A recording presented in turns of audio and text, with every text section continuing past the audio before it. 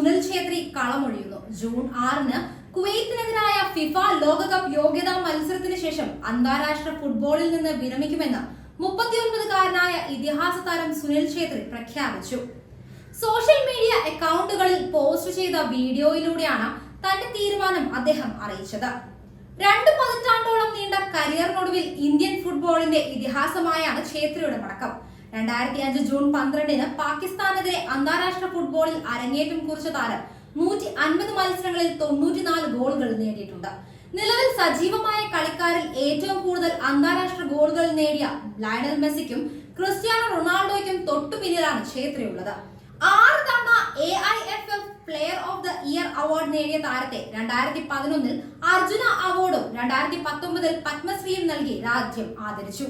Football ഭ്രമം രക്തത്തിലുള്ള കുടുംബത്തിൽ നിന്നാണ് സുനിൽ ഛേത്രിയുടെ വരവ്.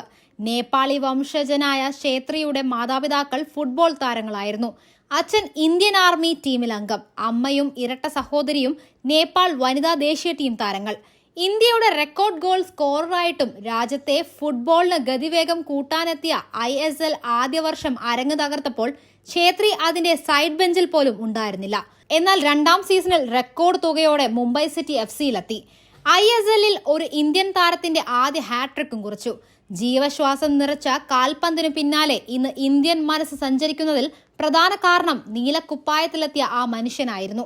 ക്യാപ്റ്റന്റെ ആം ബാൻഡ് കെട്ടിയ 5 അടി 7 ഇഞ്ചുകാരനെ കാട്ടി ഇന്ത്യൻ ജനത പറയുന്നു ലോക താരങ്ങളോട് താരതമ്യപ്പെടുത്താൻ ഒരു താരം ഇവിടെയുണ്ട്.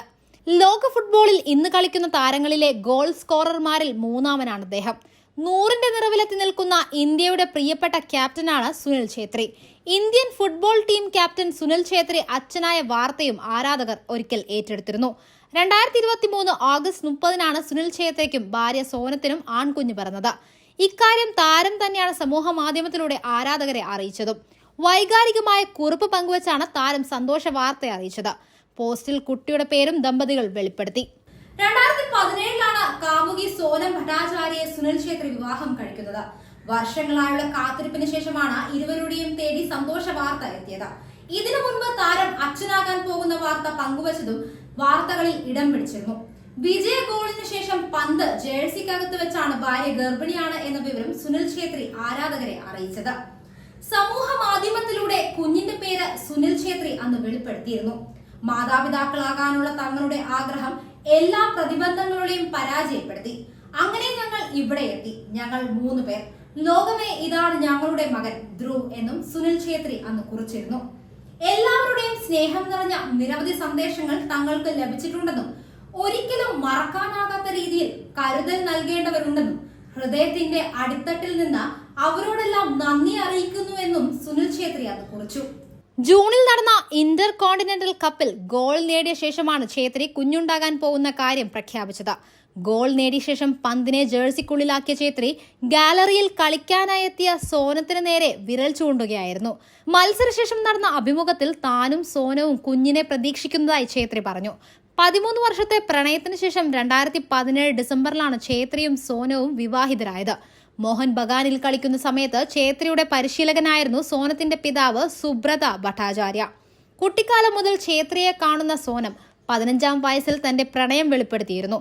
മകൾ പ്രിയ ശിഷ്യനെ വിവാഹം ചെയ്യുന്നതിൽ സുബ്രതയ്ക്കും എതിർപ്പുണ്ടായിരുന്നില്ല. വിവാഹം കഴിഞ്ഞ് 5 വർഷത്തിന് ശേഷമാണ് ഇരുവരും ആദ്യത്തെ കുഞ്ഞിനെ വരവേൽക്കാൻ ഒരുങ്ങിയത്. കുഞ്ഞിന്റെ ജനനവുമായി ബന്ധപ്പെട്ട് ഛേത്രി ഫുട്ബോളിൽ നിന്ന് അവധിയും എടുത്തിരുന്നു. ഗോൾ വേട്ടയിൽ ഛേത്രിക്ക് മുന്നിൽ ഇപ്പോൾ കളിക്കുന്നവരിൽ ക്രിസ്ത്യാനോ റൊണാൾഡോയും ലയണൽ മെസ്സിയും മാത്രമാണുള്ളത്.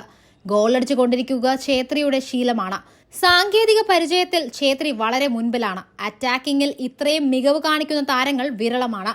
അമേരിക്കയിലെ മേജർ ലീഗിൽ അവസരം കിട്ടുന്ന 3ാമത്തെ സൗത്ത് ഏഷ്യക്കാരനായാണ് 2010-ൽ ഛേത്രി മാറിയത്.